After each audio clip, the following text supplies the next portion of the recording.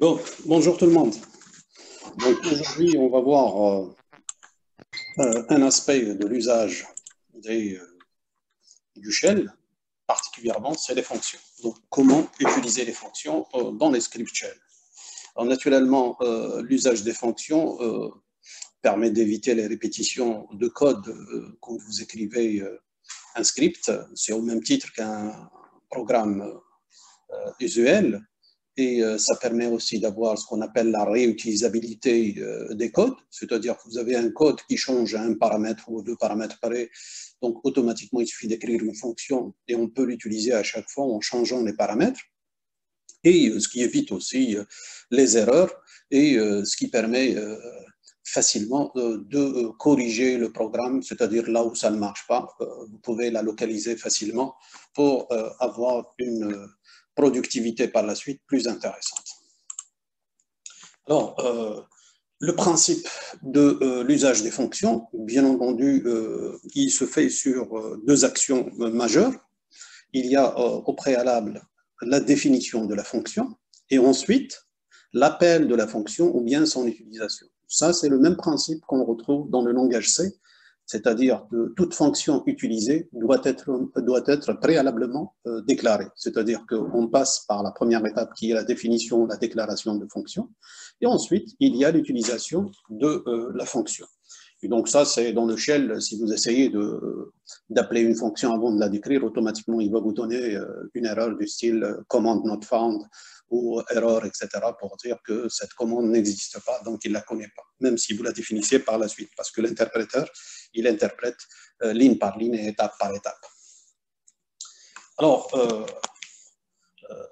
bien entendu, il y a des règles qu'il faut respecter, c'est au même titre aussi que les langages de programmation. Vous ne pouvez pas donner le nom d'une fonction alors qu'il y a une commande ou il y a encore une fonction qui a été préalablement définie. Donc, automatiquement, il faut donner des noms symboliques propres à votre fonction et éviter l'usage des noms de commandes qui existent. Par exemple, une fonction, vous ne pouvez pas l'appeler ls parce que votre ls, c'est connu, c'est comme une commande du shell, au même titre que cp, mkdir, etc., etc. Donc, toutes les commandes qu'on a déjà vues dans le cours au préalable. Alors, une fois que vous donnez le nom à cette fonction, alors, bien entendu, d'un point de vue mathématique, toute fonction a des arguments et un rang, un seul résultat. Ça, c'est la définition mathématique. Ce qui a été retenu dans le shell, c'est la définition d'une fonction, c'est son nom, ensuite suivi de parenthèse ouvrante, parenthèse fermante. Donc ça veut dire quoi? Ça veut dire que apparemment, c'est une fonction qui est sans argument, c'est-à-dire elle n'a pas de paramètres, je dirais, formels. Or, on verra par la suite comment ce problème a été contourné pour utiliser une fonction. On avait dit dès le départ que pour l'usage des fonctions, c'est parce qu'il y a des paramètres qui changent. À chaque fois on change de paramètre, automatiquement le calcul de fonction va changer. Donc, on verra comment ce problème a été résolu par la suite. Et donc, pour la définition de la fonction, ce qu'il faut savoir, c'est quand vous voyez le nom de la fonction suivi de parenthèse ouvrante, parenthèse fermante, ça, tout simplement, voudra dire, ça, c'est la définition de la fonction. Alors, ensuite, le corps de la fonction, donc c'est un peu la même chose, ce qui a été fait dans le langage C, c'est-à-dire que quand vous définissez une fonction, automatiquement, le corps de la fonction, il est situé entre l'accolade ouvrante et l'accolade fermante. Donc ça permet d'ouvrir l'accolade et de fermer l'accolade. Automatiquement, ça permettra d'avoir la définition de la fonction.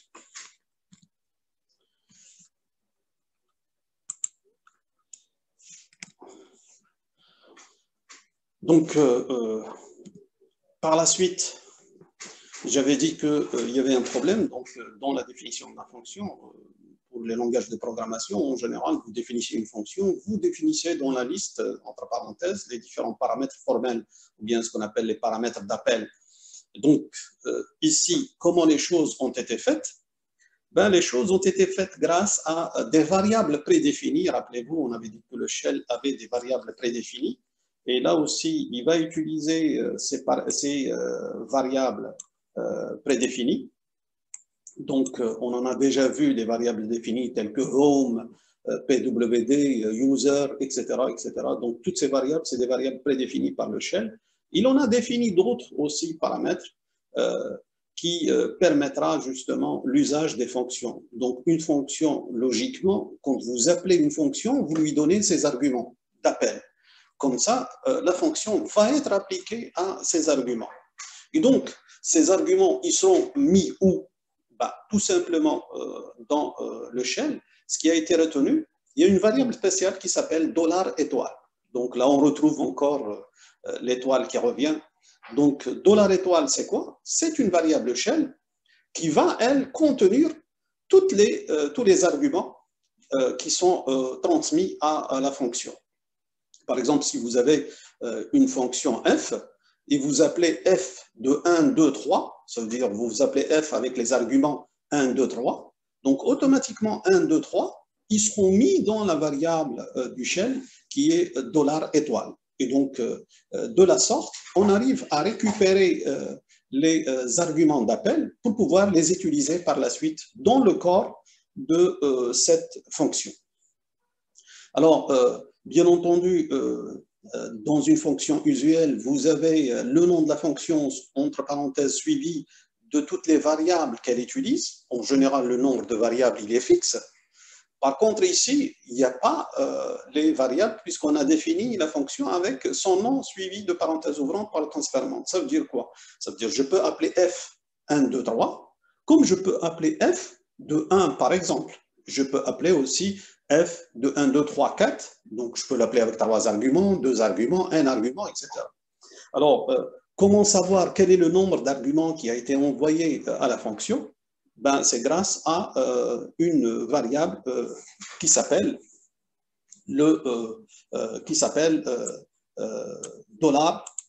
$dièse. Donc, $dièse, ça permet de recenser le nombre de paramètres qui ont été envoyés vers cette fonction.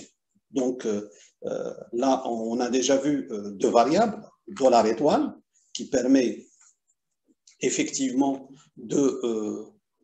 d'avoir le nombre, $étoile qui permet d'avoir le nombre, tous les arguments qui sont mis dans cette variable. Par contre, $dièse va vous donner le nombre d'arguments qui a été envoyé. Ça veut dire que si vous avez envoyé deux paramètres à votre fonction, $dièse sera égal à 2. Donc, il va contenir la valeur 2 pour dire que j'ai reçu 2 paramètres pour cette fonction. Alors maintenant, pour faire l'analogie toujours avec les fonctions, donc une fonction en général mathématiquement ou dans un langage de programmation, vous avez le nom de la fonction, parenthèse, premier argument. Donc vous avez la variable formelle qui est le premier argument, suivi du deuxième argument, troisième, quatrième, peu importe. Donc tout dépend du nombre de paramètres que vous définissez. Et quand vous appelez, par exemple, j'ai une fonction f de x, y, z, quand j'appelle cette fonction, par exemple, f de 1, 10, 3. Donc 1, il sera mis dans x, 10 dans y et 3 dans z. C'est comme ça que ça se fait le transfert des paramètres, c'est-à-dire que vous allez faire l'association entre le paramètre, ce qu'on appelle formel, et le paramètre effectif, c'est-à-dire ce que vous envoyez, il sera mis dans les variables qui sont définies par la fonction. Donc ça veut dire en général, on veille à ce qu'il y ait une correspondance entre les paramètres d'appel et les paramètres formels. Bien entendu, si vous tentez d'envoyer un nombre inférieur ou un nombre supérieur, automatiquement, en général, on vous dit qu'il y a erreur. Pourquoi? Parce qu'il n'y a pas de correspondance entre le nombre de paramètres formels et le nombre de paramètres effectifs. Et donc, dans notre cas ici, les choses sont plus souples, ça veut dire que tu peux appeler la fonction avec autant de variables, autant de paramètres que tu veux. Ça, on sait toujours quel est le nombre de paramètres que tu as envoyés, donc grâce à $dièse. Mais par la suite, il y a une correspondance qui se fait, ça veut dire que implicitement le shell utilise des paramètres formels qui lui sont propres. Donc, les paramètres formels qui lui sont propres, c'est quoi? C'est des variables particulières qu'on appelle $0, $1 jusqu'à $9. Donc, en général, le $0, c'est quoi? Ça permet de contenir le nom de la commande ou la fonction qui a été appelée. Et ensuite, $1 jusqu'à $9, ça permet de contenir les paramètres qui ont été envoyés. Ça veut dire que si vous avez envoyé deux valeurs, donc $1 va contenir la première valeur, $2 va contenir la deuxième valeur. Si par contre, vous avez envoyé 5 valeurs, ben, automatiquement, $1, ça va être la première valeur, $2 la deuxième, et ainsi de suite. Donc, vous avez la correspondance qui se fait entre les paramètres d'appel et les paramètres effectifs qui sont ici, les $0 jusqu'à $9. Donc là, vous devinez un peu que je peux avoir une correspondance jusqu'à 9 paramètres effectifs. Maintenant, si j'ai plus de 9 paramètres effectifs, on verra par la suite, il y a eu une commande qui a été rajoutée pour pouvoir manipuler des paramètres quand on a un nombre qui dépasse les 9 paramètres. Alors, ensuite, concernant je dirais, la fonction, donc on avait dit que mathématiquement, chaque fonction, elle a des paramètres, et ensuite, quand elle calcule, elle permet de rendre un résultat. Donc, point de vue programmation ou point de vue shell, ça veut dire quoi? Ça veut dire quand vous appelez une fonction, vous avez toujours ce qu'on appelle un code de retour. Le code de retour, c'est quoi? C'est le résultat de l'évaluation de votre fonction.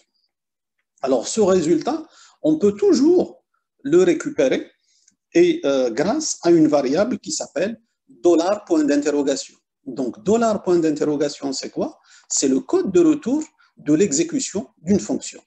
Alors, vous savez qu'en général, vous avez la fonction, quand vous l'utilisez en programmation d'une manière générale, elle rend un résultat. Par exemple, si vous appelez une fonction qui s'appelle, par exemple, factoriel, vous lui donnez n, elle va vous donner factoriel n. Alors, ce résultat, il sera remis où? En général, il est mis dans le nom de la fonction.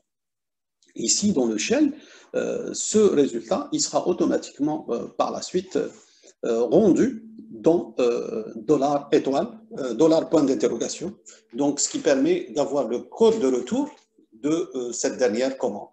Et donc, à un moment donné, ça veut dire que ce paramètre, il est intéressant. Pourquoi? Parce que ça vous permettra de contrôler l'exécution de votre script. À chaque fois que vous exécutez une commande, vous pouvez savoir est-ce que la commande, elle s'est exécutée correctement ou pas. Pourquoi? Parce que grâce au code de retour, vous pouvez l'évaluer pour savoir est-ce que l'exécution s'est déroulée correctement ou pas. Monsieur? Oui. Monsieur, les commandes, les trucs là-dedans, est-ce que vous pouvez nous les montrer qui fait ça sur Linux? Genre, c'est plus clair le canderna. Mais il faudrait qu'on soit méthodique. On définit la chose et ensuite l'utilise. D'accord? Je suis en train de définir. Et ensuite, on va présenter les exemples au fur et à mesure. Tu ne peux pas parler d'exemples avant de définir, je dirais, le concept que tu es en train d'utiliser. Donc ici, je suis en train de définir tous les concepts. Ensuite, on va les utiliser et les montrer grâce à des exemples concrets. Donc c'est ce qui est fait. Alors ici, on va montrer cette idée dont on a parlé tout à l'heure.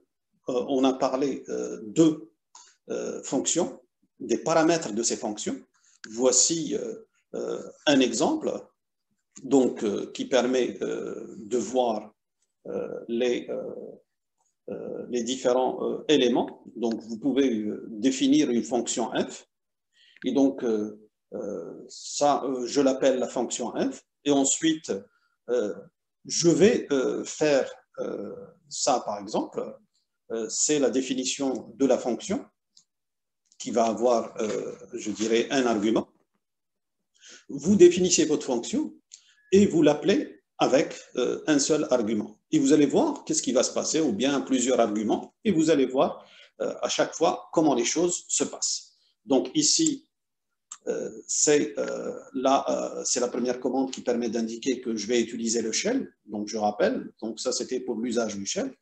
Là, je vais définir, il y a une petite erreur qui s'est glissée ici, donc j'ai oublié les parenthèses ouvrantes, parenthèses fermantes. Il faut les faire. Donc, function, f, et je mets parenthèse ouvrante, parenthèse fermante. Alors ensuite, là, accolade ouvrante, accolade fermante, ça c'est le corps de la fonction. Regardez le corps de fonction, qu'est-ce qu'il fait? Donc, il va afficher echo dans f. Donc là, je vais mettre anti-slash $0. Ça, c'est fait pour quoi? Rappelez-vous, la barre inversée, elle sert à quoi? Elle sert à inhiber le caractère spécial, c'est-à-dire qu'il ne va pas interpréter le caractère spécial, et donc il va l'imprimer tel qu'il est. Donc, ce qui permettra d'imprimer, je dirais, le $0 et ensuite deux points, $0, donc il va imprimer le contenu de la variable $0.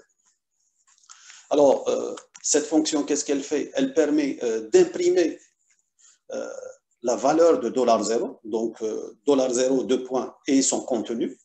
Ensuite, elle imprime $dièse suivi du nombre de paramètres qu'elle a reçus. Et en dernier, elle va imprimer $1 suivi du paramètre, du premier paramètre qui a été envoyé à cette fonction. Donc ça, c'est ce qu'elle fait la fonction, c'est tout. Alors ensuite, mon script, ça se résume comme ça. Echo, avant f, donc avant d'appeler la fonction f, voici ce qu'il va y avoir comme valeur. Là, pour dire qu'effectivement, avant d'appeler f, voici ce qui se passe. Après avoir appelé f, voici ce qui se passe. Et ça vous montre quoi? Ça vous montre la correspondance entre ces variables prédéfinies du shell et les paramètres réels d'usage de ce shell. Et donc, ici, je vais imprimer le $0 et sa valeur. Donc là, j'ai écrit exprès avant f. Ça veut dire quoi? C'est avant d'appeler la fonction f, voici la valeur de $0. De la même manière, voici, avant l'appel de f, voici la valeur de $dièse. Et ensuite, voici la valeur de $1 avant l'appel de cette fonction f. Alors, juste après, j'appelle la fonction f. Regardez, ici, la différence entre ici, f, donc le nom de la fonction, suivi des paramètres. Donc ici, la fonction f, en général, là j'ai dit qu'il y avait une petite erreur, il faut mettre parenthèse ouvrante, parenthèse fermante pour dire que c'est la définition. Ici, c'est l'appel de la fonction, puisque c'est le nom de la fonction, suivi des paramètres d'appel de cette fonction. Et vous voyez après, on a fait exprès, echo après f, c'est-à-dire après avoir appelé f, voici ce qui va se passer, c'est-à-dire voici le $1, qu'est-ce qu'il va contenir. Donc ça, automatiquement, quand vous exécutez ce script, ça vous permettra de vous montrer cette liaison dynamique qui est faite par le shell lors de l'exécution des commandes. Donc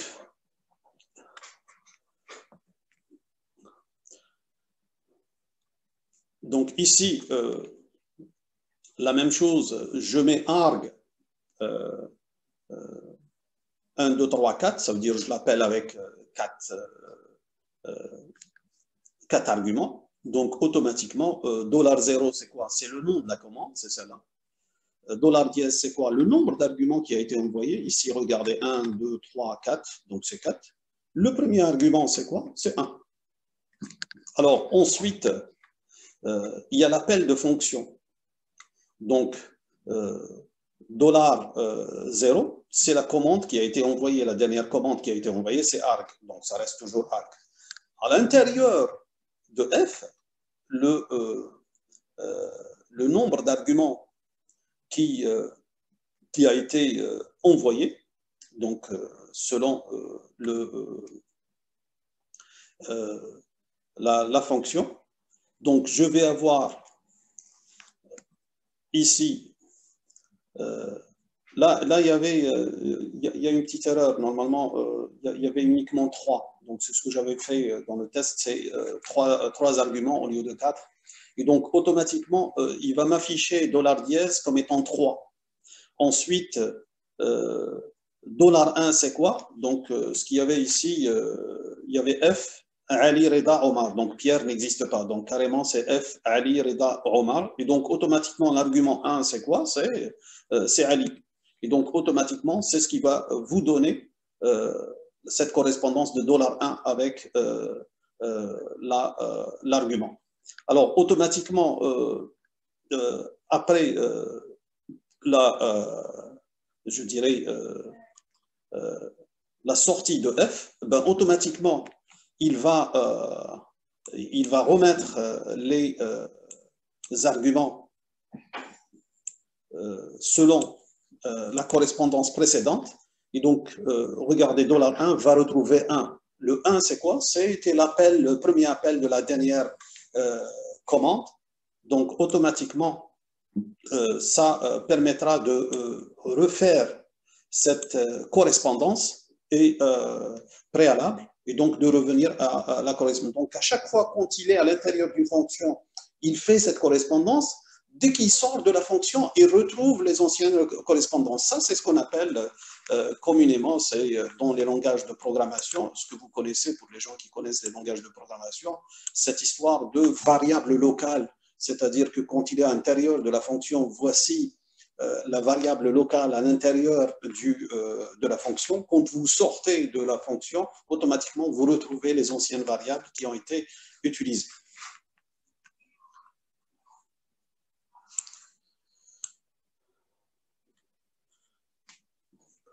Alors, dans le shell, il y a effectivement le shell de base, parce que j'avais dit l'autre fois, vous avez plusieurs shells. Vous avez le shell de base standard, comme vous avez aussi le Bourne shell, qui est le bash, et vous avez d'autres aussi types de shell, parce qu'il faut savoir qu'au niveau des versions Unix, Linux particulièrement, il y a plusieurs types de versions de Linux et chacun utilise un shell un peu particulier. Donc, nous, ce qu'on avait choisi, on a choisi le shell de base, donc qui est un peu commun à tous les shells. Et à un moment donné, chacun rajoute des commandes ou des fonctionnalités qui sont propres à chaque shell. Alors, j'avais dit tout à l'heure que les paramètres qui étaient utilisés par le shell étaient $1 jusqu'à $9. Donc, moralité, pour un cas particulier, si j'ai plus de 9 paramètres d'appel, comment je vais manipuler l'ensemble des paramètres? Alors, automatiquement, ce qui a été fait, c'est que j'ai utilisé $1, $2 jusqu'à $9. Moralité, si j'ai besoin de manipuler le 10e paramètre d'appel de la fonction, avec les $1 jusqu'à $9, je ne peux pas le faire directement. Donc, c'est pour ça qu'ils ont introduit dans le shell une commande particulière qui s'appelle shift.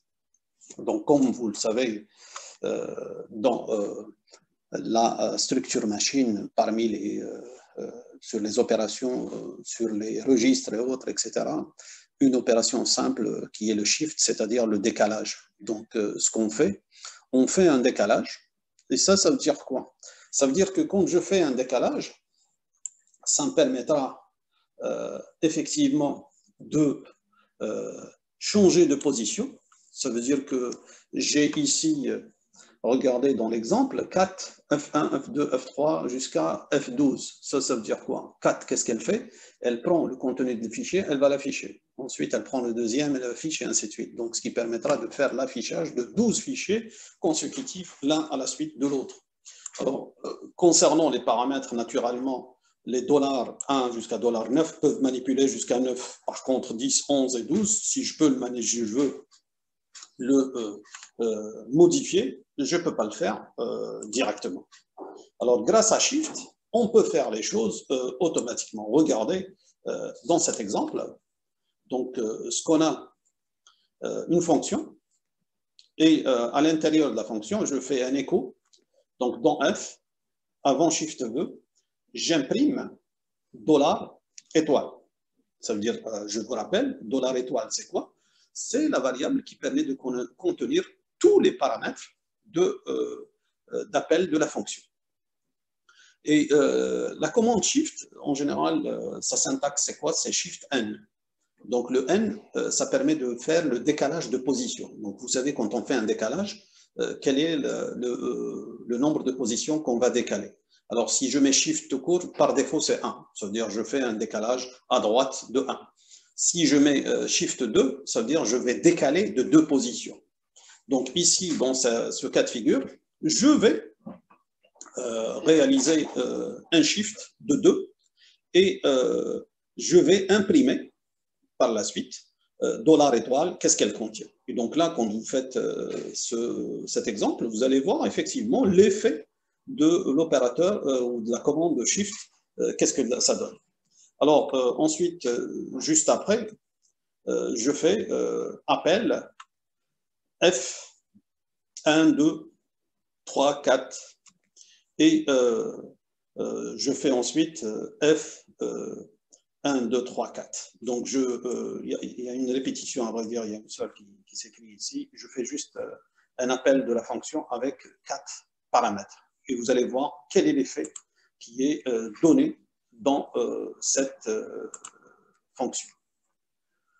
Alors, je vais mettre un appel arc-shift, donc j'appelle avec le shift, donc arc tout court, donc l'appel de la fonction c'est f de 1, 2, 3, 4.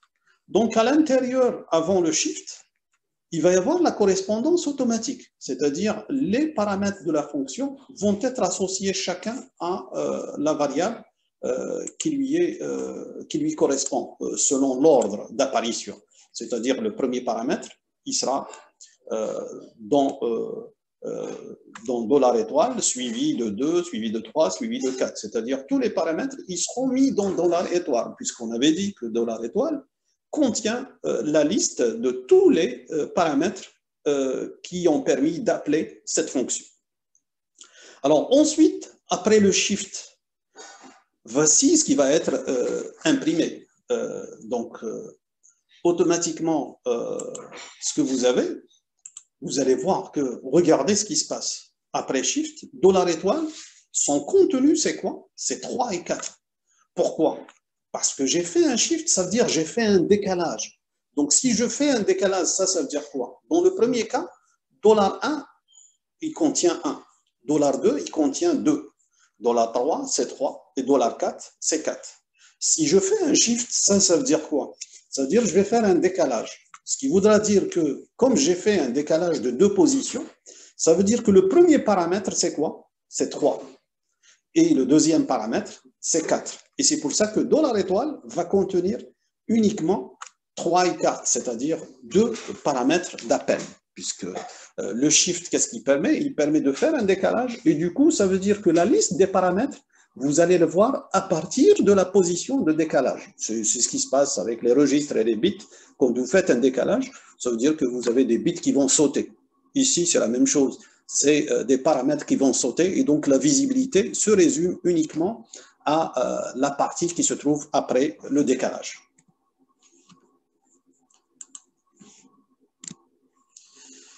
Alors, voici un autre exemple, je dirais, plus parlant, c'est avec une commande supplémentaire qui permet effectivement de traiter ces paramètres. Alors, à un moment donné, je veux garder, je dirais, les paramètres avec leur affectation. Et donc là, c'est ce qu'on appelle forcer les valeurs des paramètres. Alors, voici mon script. J'ai mis 4 proc. Donc, proc, c'est un fichier qui contient les commandes suivantes. Donc, regardez ce qui est fait. Je mets set date. Parce que ici, vous allez voir que proc, quand je vais l'appeler son paramètre. Ça veut dire qu'il n'y a pas de paramètre. Et là, à l'intérieur, je vais forcer cette correspondance de paramètres. Donc, qu'est-ce que je mets? Je mets set. Regardez ici, ça, c'est l'apostrophe inverse. Ça veut dire quoi? Ça veut dire que je vais exécuter cette commande et le résultat de cette commande, avec le set, ça permettra de faire la correspondance entre les variables du shell. Et donc, automatiquement, le résultat de la commande date. Le premier, puisque date, elle permet de donner plusieurs résultats. Donc, automatiquement, je vais avoir ces résultats, je vais les mettre dans les variables. En général, cette commande, elle permet de donner six résultats. Et donc, il va y avoir l'affectation de chaque résultat vers une variable qui lui est associée selon l'ordre d'apparition. Et donc, regardez ce qu'on est en train de faire. On met le set date. Ensuite, regardez ce qu'on fait. Il suffit de mettre echo $1, $3, $2. C'est-à-dire, je les ai imprimés dans un ordre que je désire. Donc, là, je veux imprimer, je dirais, selon la date, c'est-à-dire qui correspond beaucoup plus au français que l'anglais. Donc, le jour, la date et le mois. Et c'est pour ça que j'ai imprimé $1, $3 et $2. Et ensuite, je vais donner quel est le nombre, je dirais, de paramètres ou de résultats qui a été envoyé par date et qui a été associé aux variables prédéfinies, donc grâce à $dièse. Donc, $dièse, il me dit qu'il y a 6. Et bien entendu, quels sont ces résultats de la fonction date ou la commande date?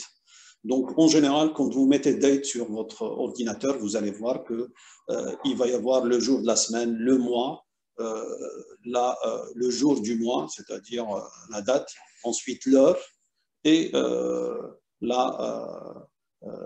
temps en général qui est la référence de temps et l'année en cours. Donc, ça, c'est la forme de résultat de l'exécution de date. Donc, la commande utilisée, elle est proc. Donc, ici, regardez, c'est $0, c'est quoi? C'est par rapport à la dernière commande que j'ai appelée, c'est proc.